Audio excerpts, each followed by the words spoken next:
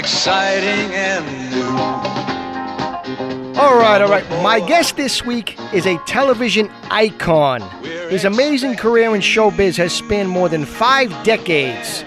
During that time, he has appeared on shows like Hogans Heroes, Manhunt, Peter Gunn, Hawaii Five-0, The Dick Van Dyke Show, The Untouchables, The Munsters, The Andy Griffith Show, and Perry Mason, to name a few.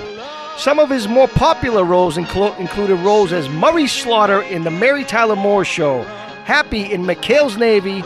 He's also appeared in films like Kelley's Heroes, The Sand Pebbles, High Time with Bing Crosby, in McHale's Navy joins the Air Force. But he is probably most remembered for playing the role as Captain Stubing on the iconic television show The Love Boat, that fans all over the world remember him. I'm so honored to have him on the show this afternoon, folks. Television icon Gavin McLeod. Mr. McLeod, thank you so much, Gavin. I really appreciate you taking the time today. It's an honor to be with you, Mike. I love anybody that's in Boston at the moment, and you're in Boston. Oh, it's a great little town. Gavin, my mother is such a fan of The Love Boat. I can't even explain it to you. So I look forward to seeing your mom one day. Well, her name is Antonietta. Can you say hello? Antonietta, we love you. You just made her day. Thank you so much. Oh, listen. Love exciting and new. Antonietta, there's time for you. Yeah, but you've had, like I said in your intro, you've had such an amazing career.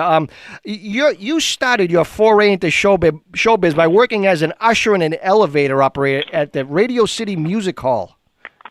That's right, and I just did a show this last Sunday with Ruta Lee. Oh, and I said, Ruta, I was ushering at Radio City Music Hall when you were 17 years old and did 7 Brides for 7 Brothers. Right. I saw you back then at the beginning. I was making $34 a week, and I'm sure you were making a lot more than that. But that was her first movie, yeah. Wow, yeah, she's a doll. I had her on the show. She's fantastic. She did some Twilight Zone episodes. Oh, it's great. She's great. She and I did a new musical called Grow Singers a couple of years ago in Texas, and we had a great time. Yeah, she does a lot. She's still doing wonderful. I was just with all those legends this past Sunday because we did a Carol Channing celebration of her life. I saw that online.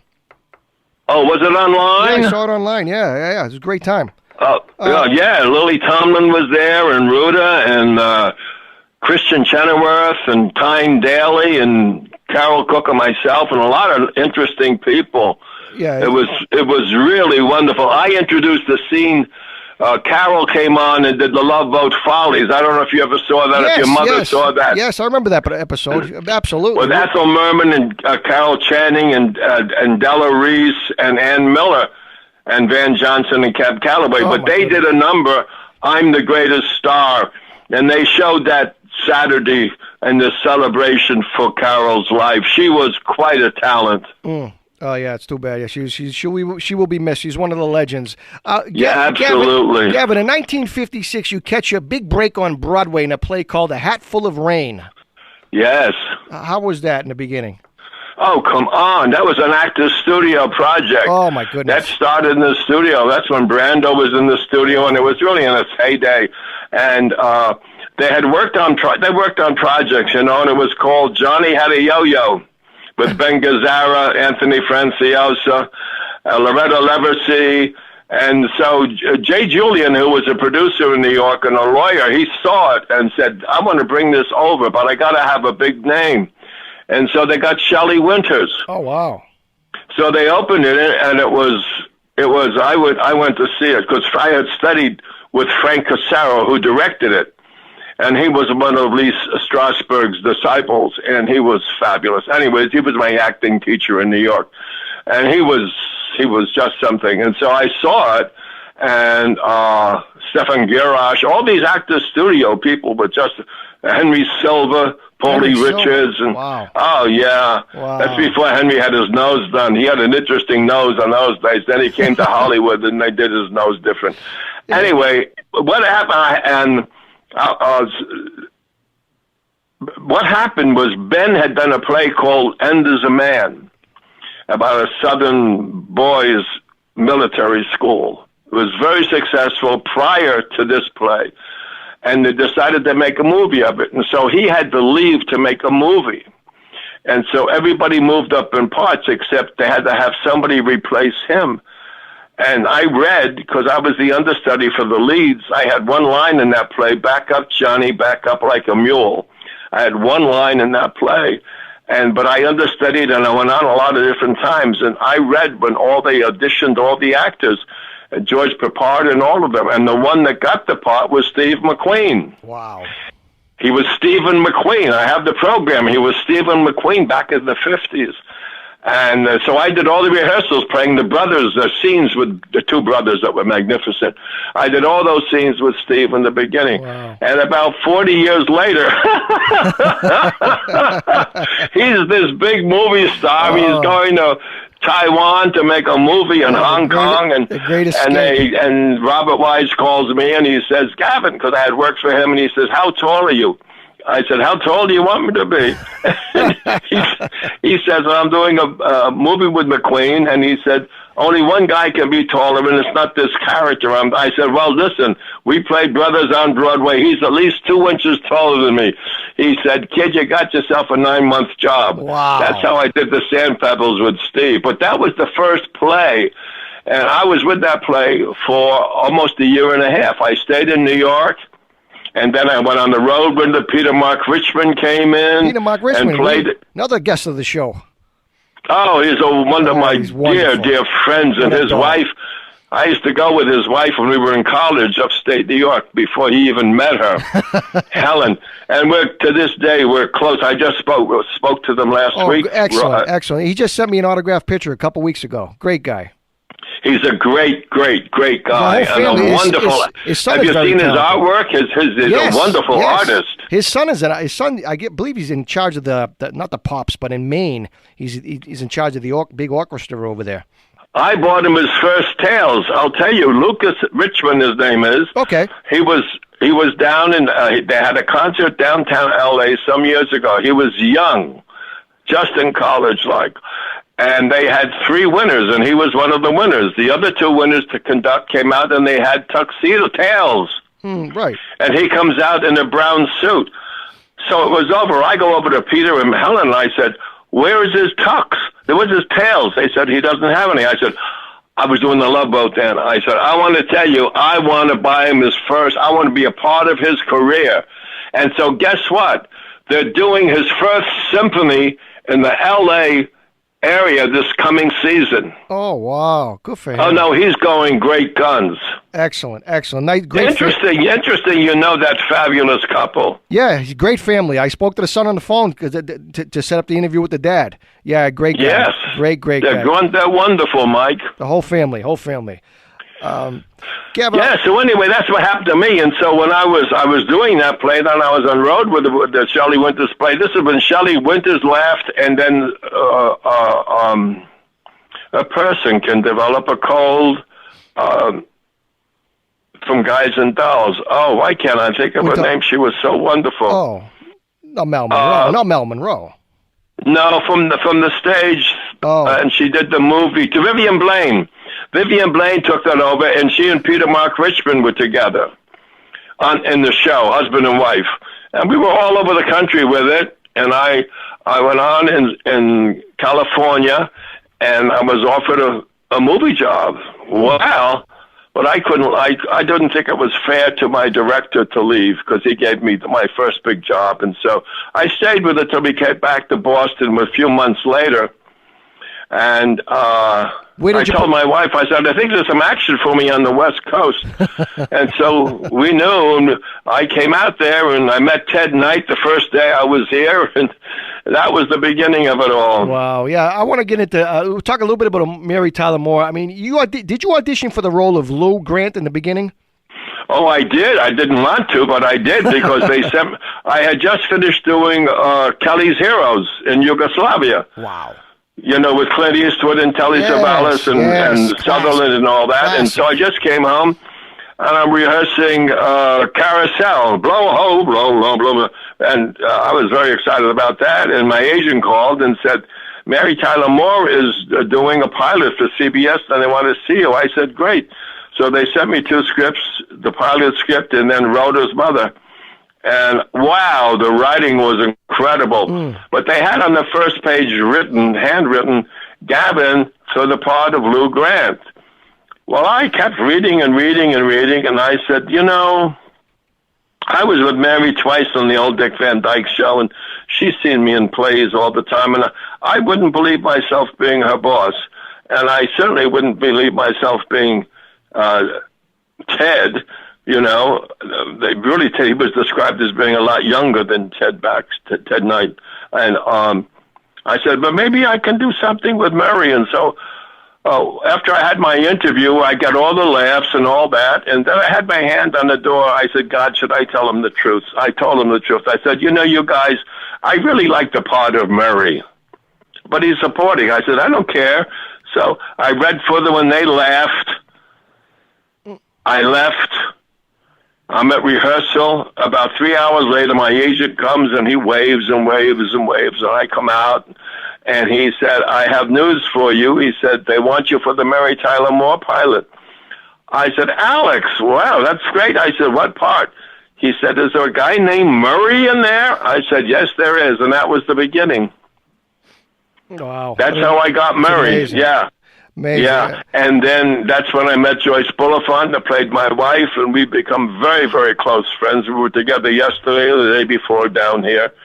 She just lost her husband, Roger Perry, and that was the best. I had Ed Asner on actually a couple of times. I interviewed him. I asked him, I'll ask you the same question. Talk a little bit about Ted Knight. He seemed like one of the funniest guys on the planet.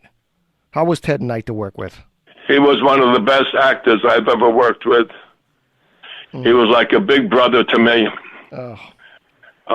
He unfortunately is remembered for Ted Baxter, which was brilliant, because he was a brilliant actor. But I saw him on the stage. I saw him play serious roles. And I have to tell you, he was one of the best actors I've ever seen in all my... I saw him do the lead in Inherit the Wind. I had seen it in New York. He was better than Tony Randall, who did it in New York. Ted was incredible. Wow.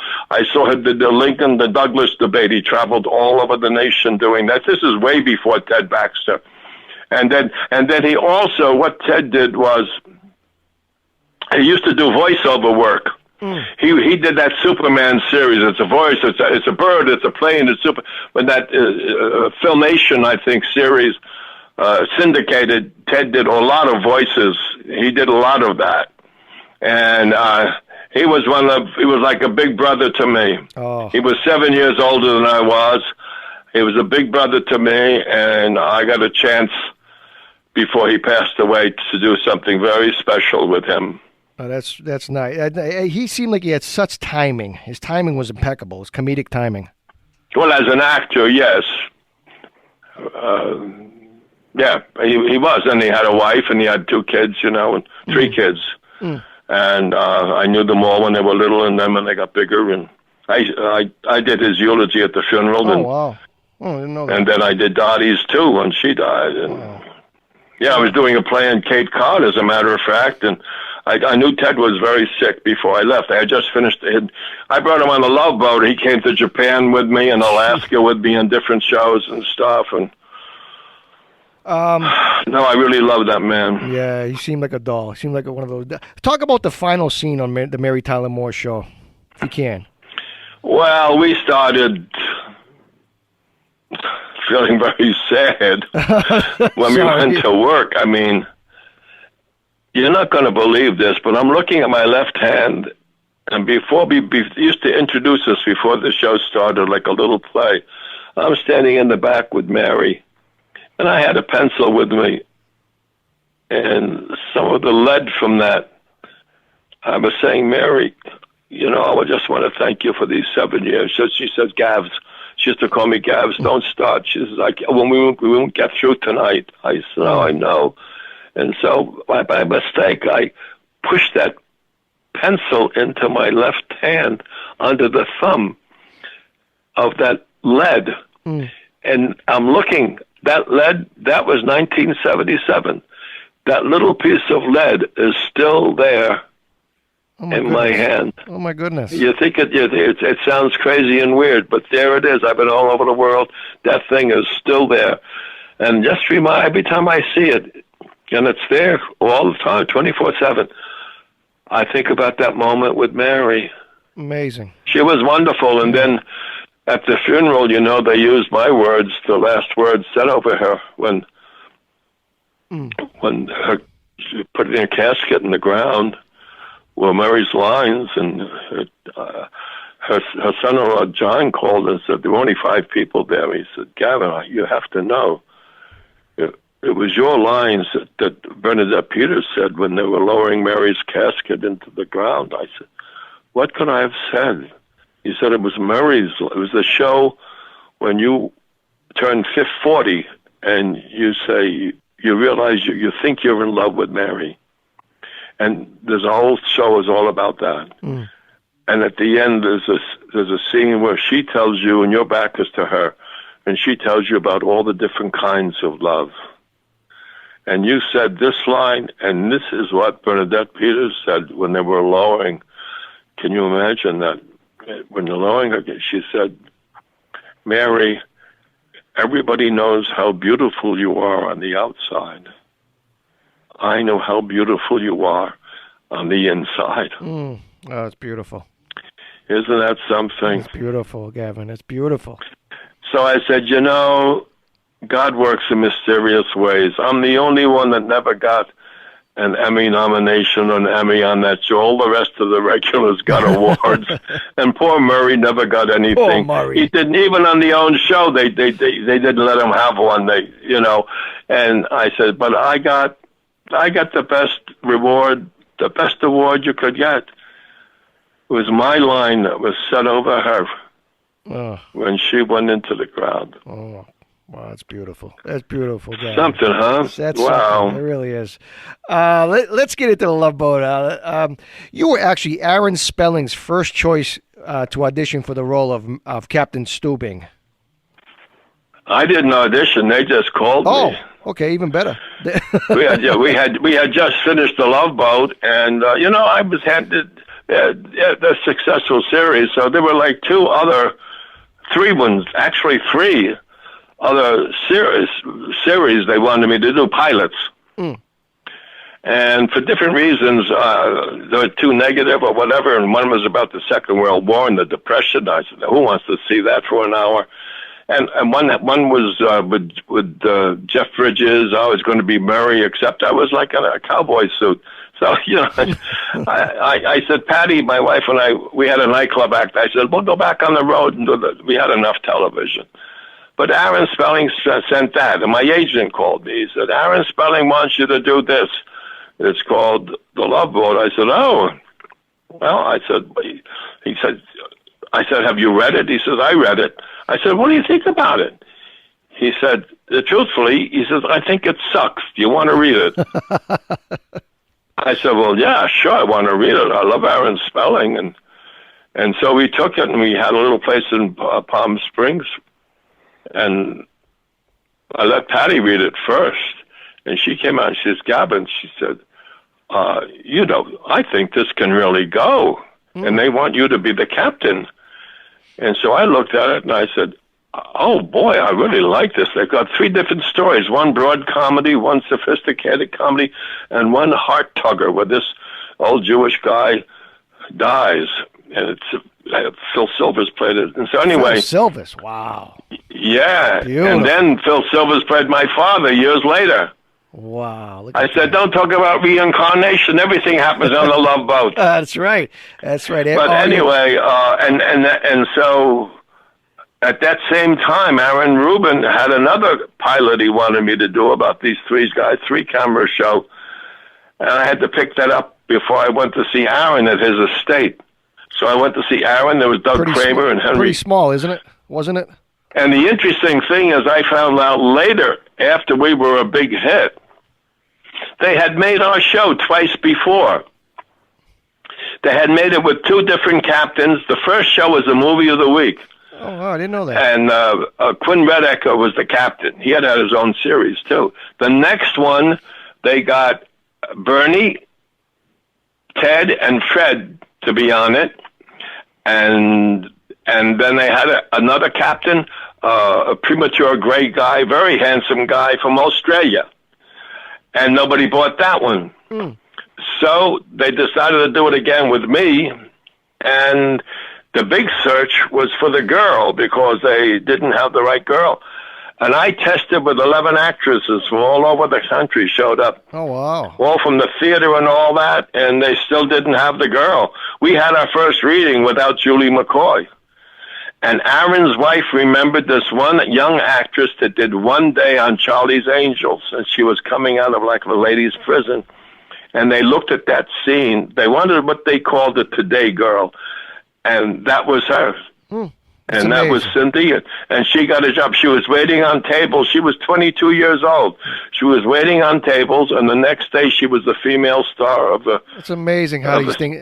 That's why I love it on my show. I love to get these old stories out that people don't know about. The way it works. It's amazing, amazing. I thought it would be interesting to do a show about who they wanted for a part and who they wound up with. Yeah, right. Probably be a big hit. Fred Grandy said his agent called him for the audition, and his agent was like sort of embarrassed to send him. He said, maybe you'll get a free cruise out of it. Oh, isn't that funny? Yes. Isn't that funny? Because that show initially came out, the critics actually panned it. Oh, it was terrible. Yeah. I mean, I just mentioned that about 6 months ago, we got a star on Hollywood Boulevard. It was a fabulous day out there, and I had to make a speech. And I said, this is to all you people. Good for because you. If it wasn't for you people, we wouldn't be standing here now, and that show wouldn't have been on the air, and cruising wouldn't be what it is in people's lives today. Their minds wouldn't be expanding, seeing how other people live like they do now, because they take these cruises. I said, but because you people wanted us on, that's the reason the show is all over the world, and now we're standing here, and we got that star. That was because it was the people, the critics, critics. Mindless television, going to close like sink like the Titanic. Sink like that the was Titanic, a big one. The L.A. Times. Yeah, that was a big one. Yeah, that's a good one. Yeah. But look at cruising today. Princess is now. We had 2 little ships when we were off the air in '86. We have this 18th ship is coming in next month. And they have 5 more ordered. Business is, people are cruising like you can imagine. Amazing. They all don't live in Boston. They want to be on the water. Gavin, how many ships did Princess have before the Love Boat? They had 2 ships. They had the Pacific Princess and the Island, and 630 passengers each. Now the new ships have 4,500 passengers plus 1,000 help at least. And they're like penthouses on the water. They're like sailing penthouses. They're huge. They're huge. My wife, gets kind of spoiled, and she said, the thing is, and this is true, this just happened. We had a cruise a few months ago in the Caribbean and hurricane season, but we didn't get hit with a hurricane. He avoided it. But there were some people we met the first moment we got on that ship. 4 wonderful young ladies from Miami, and I never saw them again for the entire trip. And I was all over the place, signing books, taking pictures, doing all over. And I didn't see them anyway. The ships are so. If you want to get lost, I have a nephew. He and his girlfriend go on the ship, and they go right to their cabin. They know exactly what they want. They know exactly where to go downstairs to eat what sandwiches they like. Then they order room service. They watch television. They don't bother going to the shows. They don't bother dressing for dinner. They eat everything in the room and in the other places where you don't have to dress. And they go because of the food. Yeah. Wow. Yeah, it's amazing. It's because it is very good. I'm sure people get the boat's a little weighted down when the people get off the boat. They all. That's for sure. That's for sure. But anyway, it's been a great, great ride. And when you think about how the predictions, how dire they were, that we weren't going to last more than 2 weeks, and here we are. Gavin, and all of us have gotten the princess ships and do special things now. I've been under contract to them. And it was interesting in the beginning because we did have those small ships, and we had to really try to really appeal to the masses. And so we started with commercials, and we won for the best travel commercial. We won the Emmy for the best travel and best cruise commercial. We won 3 or 4.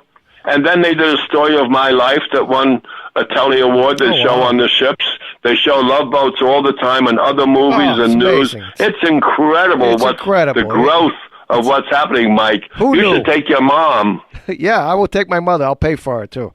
She'll get a kick out. We'll have a good time. I want to ask you, Gavin, and the seas were it was a little rocky in the beginning because you guys, when you guys set sail on your maiden voyage in September of 1977, you went up against some steep competition. I don't even remember what it was. I believe you guys went against the Carol Burnett Show. That's right. That's right. And I remember seeing some months after that, I was shooting something in Beverly Hills on the street, some kind of a commercial or something, and I felt these hands around my eyes, and it was Carol Burnett. Oh, wow. And she said, well, if somebody had to do it, I'm glad it was you. Yeah, because you guys bumped her off. I mean, that's one of the funniest shows in the history of show business. Oh, God, my goodness. Oh, come on. Tim Conway and Harvey and she and, oh, come on. I want to talk about the love. During those days, Gavin, you could not even use the word sex on television, but the Love Boat was very mischievous, but it was never naughty. You know what I mean? They would leave a do not disturb on the door and go into the room. It was very mischievous. It was wonderful what they did. They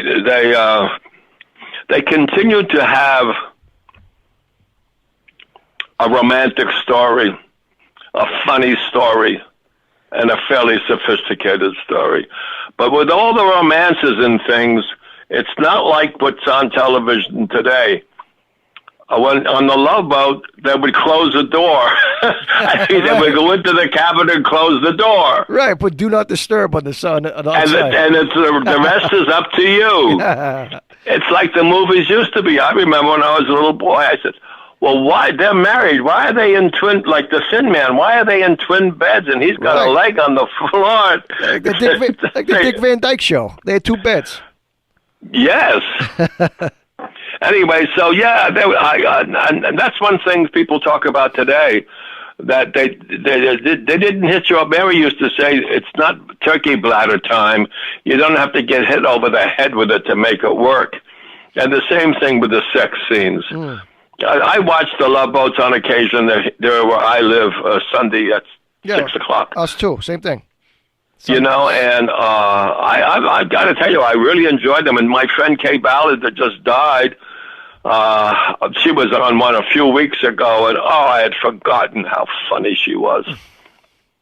And a lot of those people, most of them, they can't, they're just not here anymore. And we were very privileged to have worked with them. I couldn't wait to get to work on Mondays to see who the big stars were going to be. I just want to tell my audience for the Love Boat. The guests on the Love Boat, it was like a walk through the history of Hollywood, an amazing list of guests who came on the show. Olivia de Havilland, Mickey Rooney, Ethel Merman, Ann Miller, Ginger Rogers, Douglas Fairbanks Jr., Janet Leigh, Debbie Reynolds, Donald O'Connor, Tom Hanks, Don Adams, Rita Moreno, George Kennedy, one of my favorites, Eve Marie Saint, Donna Reed, Shelley Winters, Scatman Crothers, my goodness, Betty White, Ernest Borgnine, Frank Sinatra Jr., Vincent Price.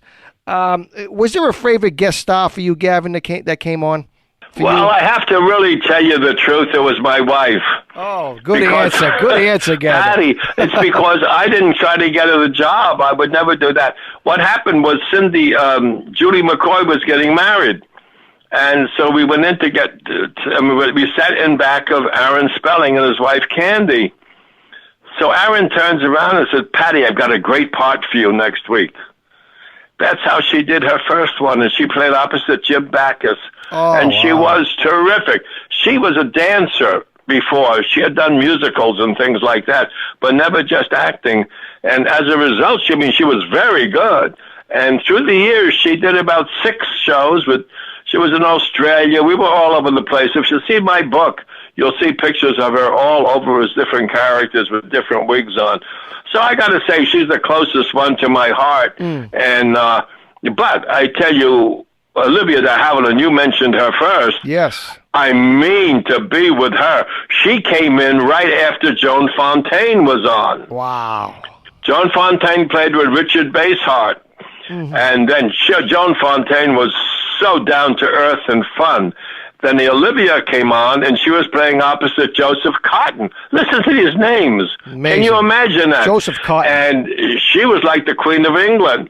And the next time I saw her, she was naming our princess ship in New York City, the Grand Princess. Wow. And she was like a queen. Her behavior was very much like that when she was older. Yeah, but I mean, and then you talk about Charlie's Angels. They all came on there. And what about the one with Bobby Short was there with his piano, and we had all the designers, the big designers at that time. Gloria Vanderbilt had a special. We had a lot of big specials. Batman. You had Adam West, Gene Kelly. My goodness. Gene Kelly was with us in Hong Kong, yes. It was like the and then also back home. It was like the Ed Sullivan Show on the high seas. Oh, that's great! That's great. Yeah, really I never heard it before. Yeah, but it was like that, and you can understand why I was so excited about getting to work in the morning. I went to work one morning, and there was at my captain's table.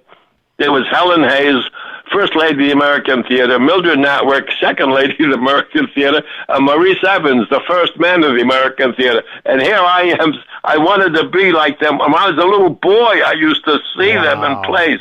So I asked Helen Hayes. She did 2 shows. Her picture's in my book, too. And I asked her the second time when I felt more free. I said, why do you do our show? She said, Gavin, she said, I've been acting for 63 years.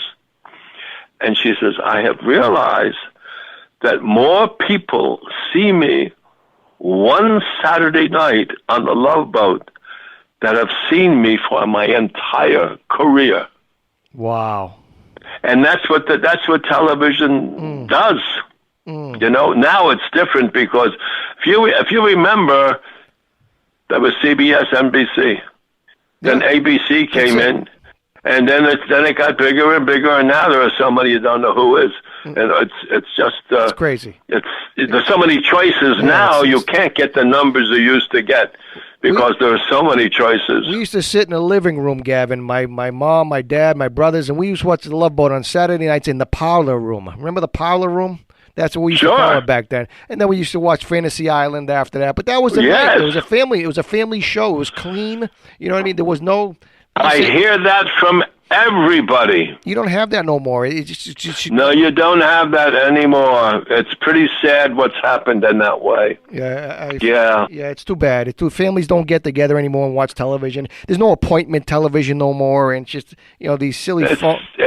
It's not what it used to be. Well, that's what happens. Well, I think we'd be remiss. Shame on both of us for not mentioning Marion Ross. Oh, well, I married her. She was my friend. I know. I married Marion on the last episode. She's a doll. They came to me, 2 years before the end. And they said, Gavin, what do you think about having a permanent love interest? I said, it's about time. Did you ever steer the boat? So he's had a few girls and all that. I mean, that's where Jill came from. That one affair, but he couldn't marry her because she wanted him to give up the sea, and he wouldn't do that. And so they listed all these women. I can't tell you, the names were so big. And I said, I'll tell you who I would like. I said, Marion Ross. Mrs. C. I said, yeah, Mrs. C. I said, we've known each other since our early 20s, and we've played together a few times. And I said, if I had my choice of who the captain was going to have a relationship with, and we at that time we didn't know we were going to get married. It would be Marion Ross. Well, they were excited. I was excited. And Marion got excited, and she came aboard, and I was so happy. She's one of my favorite actresses in the whole world. We met when we were in our 20s. Oh, wow. There was a show called, way before your time, there was a show at Desilu called The Walter Winchell File. Walter Winchell was one of the biggest. The Stork Club. Yes. And this was I did 2 of those, and the second one, I had so much mail, I had my hairpiece. I was in my 20s. And they brought me back again for another one because there was so much mail. And in this one, I was going to work with Marion Ross. And the first scene we met at 6:45 in the morning, and we were going to do a seduction scene. I said, oh, I said, wow. And it was, I had to con her into opening. I was like, I don't own this new restaurant, a bar, saloon, and she was like a dinosaur character. I had to con her into opening for me so we could get some attention. And so it was a wonderful scene. I started kiss. He wanted me to sit on the floor. He wanted her to sit on the sofa with, open my shirt, roll my sleeves up, open her blouse a little, and just start kissing her arm on the way up and talking to her. And so finally, by the time I got to her neck, her ear, I said, by the time I got to her ear, it was 7:00 in the morning, and we were in love. And we've been friends ever since. And we played opposite in Operation Petticoat. We were on that location together. And then the fulfillment was when I was able to, somebody asked me, and I was able to really suggest her. She's a fabulous human being. I actually had her on a couple of times. She's an absolute doll. She's one of the nicest people. I mean, aside from yourself, obviously, but she's one of the nicest people. Really, just so down to earth, so humble. You know, she really is like everybody's mom, America's mom. She really, really is. And she's a good ball player. She was anyway. Yeah, she's a little older than I am, so she doesn't want to do this stuff anymore. She just retired. She just turned 90. She had a book out. Yeah, she's great. She's a doll. I know. What a doll. I was with her when she was down here with it. Funny. Gavin, during the height of The Love Boat, it aired in 82 countries. You guys are pretty much like the ambassadors for the USA. I mean, amazing. Well, we went to Israel, we went to Russia, we went to China. You know, we were all over. And I always wanted to go to Ireland and Scotland. That's the only 2 places we never went that I wanted to go to. And so as a result, I was telling the kids, you know, when you leave the ship, a lot of eyes are on you, and you're representing the United States. So be careful and use good judgment, because people would love to be able to say something about us, you know.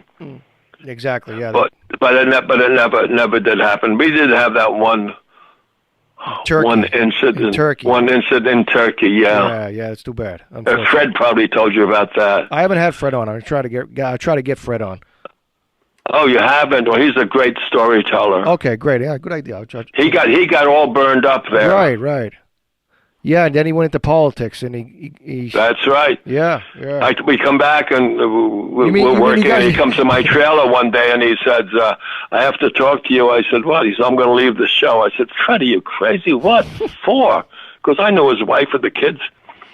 He said, I just can't keep playing this anymore, and I want to do something for people. You know, and I'm from Iowa and all this, and I said, so why are you telling me? He said, I need a check. So I went home and I told Patty, and we gave him a check for $1,000. And next day I gave it to him, and he said, this makes me a viable force. He says, now I can go and I can tell people this is really going to happen. And that was the beginning. I went up there and shook hands for him one summer when he was running and all that. And then he did win the first time, and he calls me. I was in New York. We had an apartment in New York. And he called, and he said, Gavin, guess what happened? I said, what? He says, you now know someone from a medium-high place. I won by 1.5%. I said, oh, Fred, he continued on. And then it was too frustrating, because he said in order to really do what he felt he wanted to do, he couldn't stay in Washington as much as he had to stay in Washington. He wanted to be home and all. And so he eventually gave that up. He became the Goodwill Industries. He became the CEO of Goodwill Industries. And he and his sister, his daughter, they do musicals. She's a great singer. She was in Les Mis in New York and all that. And he and her, they do musicals all over the place.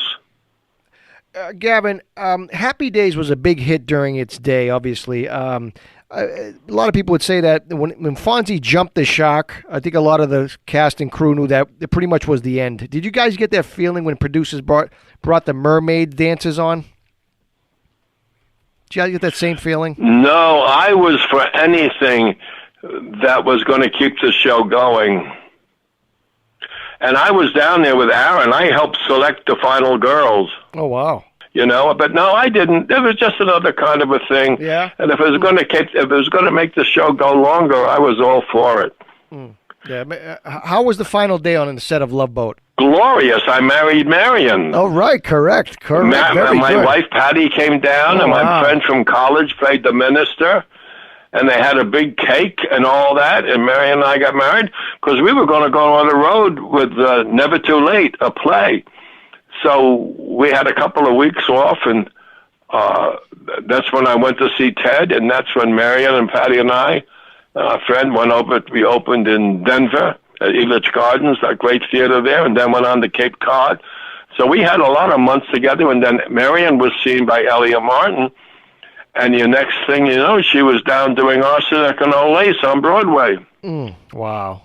Amazing. Yes. So many talent. These people that came on. We have so much going.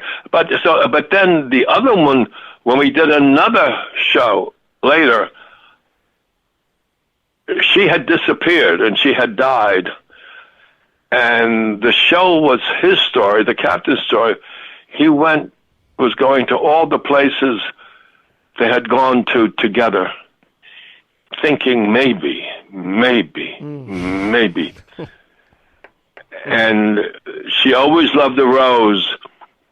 And the last place he went was off the main part of the ship where the captain used to hang out. On the side of the front, where they had all the meters and things. And as he walked out there, he looked down, and there was a rose. Oh, wow. So he started talking to her like she was alive. And I remember it was a wonderful scene to give him, and the guys on the crew started to lose it. It was pretty emotional, yeah. Because she was really gone, Yeah, they were great years, I mean, any actor would die to be a regular on a sitcom, or one sitcom. You did 3: McHale's Navy, The Love Boat, and Mary Tyler Moore. It's amazing. Yeah. And it's not over yet. But no, I can't. I'm 88 now, and I can't handle another series. Oh, God bless you. I can handle a lot of appearances for Princess Cruises, and my book, This Is Your Captain Speaking, people buy that like it's going out of style. And then whenever I go, I always bring my daughter-in-law from Hawaii has written a book called Blood on the Orchids. Takes place on an orchid farm in hurricane lava-threatened Puna district of the Big Island. And the ironic thing is, she wrote this book, I read it, and they were living there, my son and her and 2 kids. And right after, about 4 weeks after I had received this book from her, the volcano erupted and wiped them out completely. Oh, wow. This house they've been in for 25 years, they finally had it paid for. Gone. Everything completely gone. So now up in the Hilo area, and that's the name of the book, is Blood on the Orchids. It's a wonderful read. It's very much like an Agatha Christie novel. You don't find out who the killer is till the end. But it's very interesting about this murder that takes place where they grow orchids. It's quite wonderful. She's going to do a sequel too about their life and how they've had to try to survive and move up to the Hilo area now. And now she sees the ships come in every day, so she's happy about that. Fantastic. But Fantastic. yeah, that's her book, and my book is This Is Your Captain Speaking. And yeah, I'm gonna. So I've been just blessed. God has been so good to me and to Patty and to our kids and grandkids, and I want to ask you one more. And just talking to you, Mike. Oh, you know, best. Yeah, this is a big deal for me because I'm a pretty much a product of the '70s and the '80s, and I love the old. All my guests are the old classic Hollywood stars because you guys have all the great. Yes, that's what it sounds like. Right. Yeah, you guys have all the great stories. You know, from the working with Brando and Cary Grant and Bing Crosby. I know. I bring a young kid on. It's like, tell me who you work with. I had one line on a show years. It's like, all right, I understand, but you're trying to. Come up in the world, but I need some action. I need some stories. I got to hear some stories about working with Jackie Gleason or something. Yeah, good old days, huh? Good old days. Oh boy. I had Audrey Meadows on. I called her up. I looked her up in the phone book.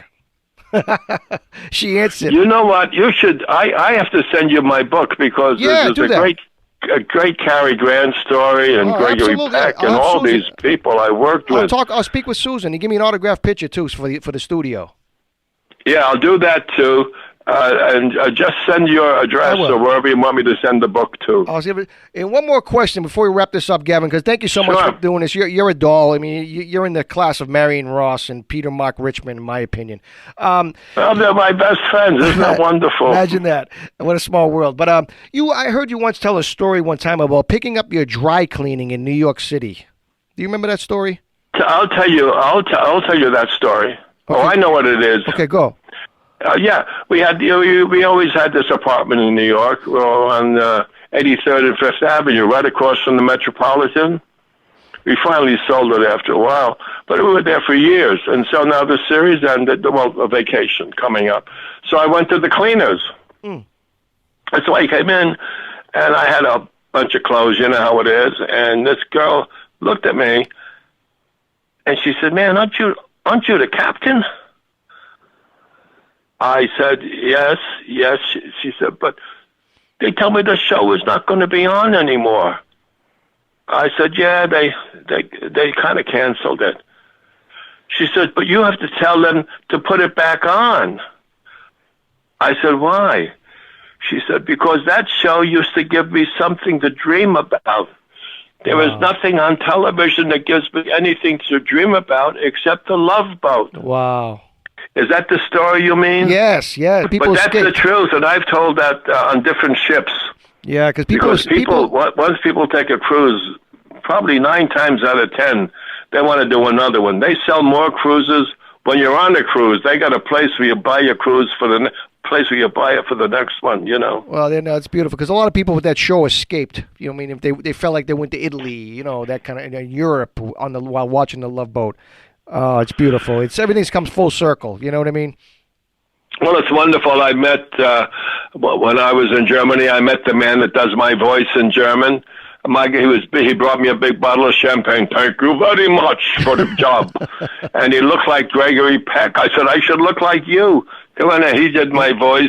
You know what upsets me a lot, Gavin? You and I have pretty much the same hairline, okay? So I work, oh, really? Yeah, I work with a gentleman who every day wears a baseball hat. For years, I've never seen him without the baseball hat. So you won't believe that this is true. I swear to you. Today, he had no baseball hat on. He had a head of hair like flocks of hair. I says, why would you cover up that head? I don't understand. I would kill for a head of hair like that. I know. You know what I mean? I know. You're suffocating it. Don't you appreciate what you have? I mean, come on. Yeah, I just want to tell you that story. It made me laugh today. That's cute. Yeah. Well, in fact, my one son gave me, it's kind of a cap. It's for the San Francisco team, red, and it's got all hair inside of it. Oh, yeah. So when it gets cold here in the winter, I'll just put it on. Yeah. It looks like I have all this blonde hair sticking up. I don't say I'm bald. I say I'm follically challenged. Yes, of course. Gavin, this has been great, and you are an absolute doll. You're a living legend in my eyes. You're an icon. And Thank you, Mike. So many people grew up watching. We will talk to you down the road, and definitely send me that book and that photo, because I'll cherish both of them. Okay, great. Okay, bye-bye. Bye-bye. How was that, folks? The great Gavin McLeod, Captain Stubing from the Love Boat. He's a doll. I think he was tearing up a little bit with the Mary Tyler Moore story. What a great guy, folks. Did you hear that interview? What a doll. Absolute doll, just like Marion Ross was when she came on. And such a nice guy. And check out his book on Amazon. Just Google Gavin McLeod. He's a great guy. And take a trip on the Princess Cruise Lines. Maybe you go to Puerto Vallarta. Remember that in the Love Boat? Puerto Vallarta. I should have told him that. They're always docked, I know, for some reason at the Puerto Vallarta. I remember that. I remember that in the show. That's how I know where it is. I think it's in Mexico. Anyways, that's the show, folks. Tell your family, tell your friends, tell your neighbors, tell your enemies, tell everybody. Tell the Amazon guy, whatever. So that's it. We got the best show on the radio each and every week. Join us next Saturday at 2 p.m. right here on AM 1550 WNTN. Another great guest, a great guest every week. Big shout out to everybody listening. Everybody down at Arthur's Pastry making the cannolis. Stop by, say hello. Say hello to Bobby. Tell him the Hollywood Kid sent you. And as always, support these great advertisers of this show, because we are Real Talk with the Hollywood Kid. Bam!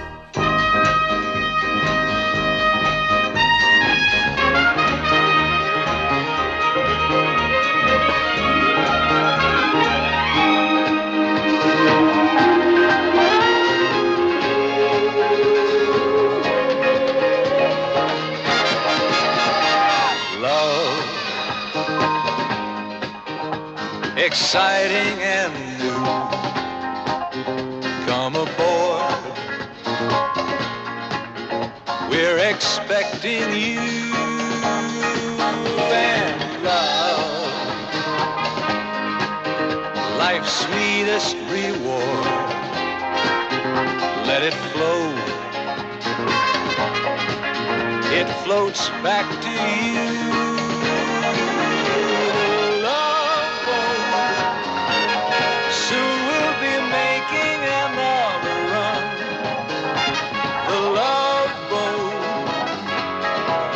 This is something for